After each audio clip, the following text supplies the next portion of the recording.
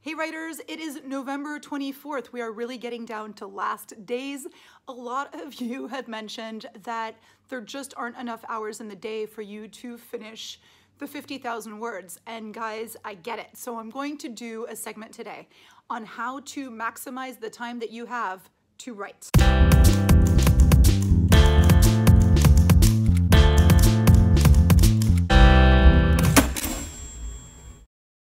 Tip number one. How about calling in that paid time off or that mental health day that you've been waiting to use? So, I mean, if this doesn't qualify for a mental health day needing occasion, I don't know what does. So I would say take a couple days off of work, and the fact that you are really setting aside this time to write will make you more productive than ever. Also, I would disable any kind of social media stuff that keeps you, too enthralled. I would stop posting my updates on NaNoWriMo site, like all of my word updates for the day. Like, why not just from this point forward, just focus on writing, don't log on and get distracted by things, and you can post your victory total on November 30th or just a little bit before.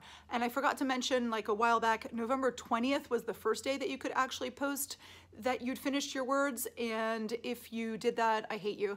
No, I'm just kidding. Yay you. But that is not me. So those of you that is not either, let's keep going with our time-saving tips. Before you log off of social media for the rest of the week and everybody just is horrified that you're missing in action, do one last post where you're like, guys, it's crunch time.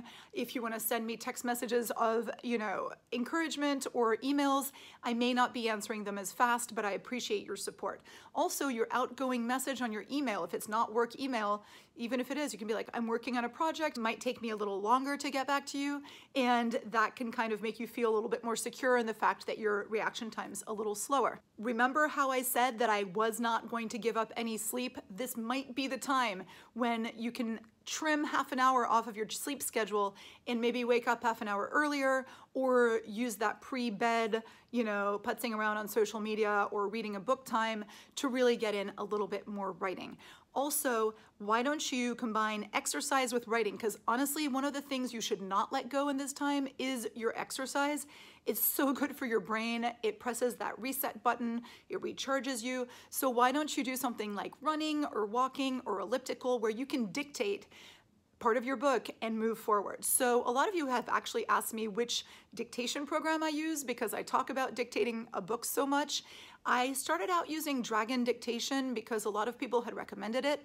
And quite honestly, your good old iPhone works pretty well for this. You can just put it in Pages or in Notes, press that little microphone and dictate. It'll let you do a few sentences and then it'll stop and you'll just start again. You can gather your thoughts. It's actually a pretty good rhythm and technique.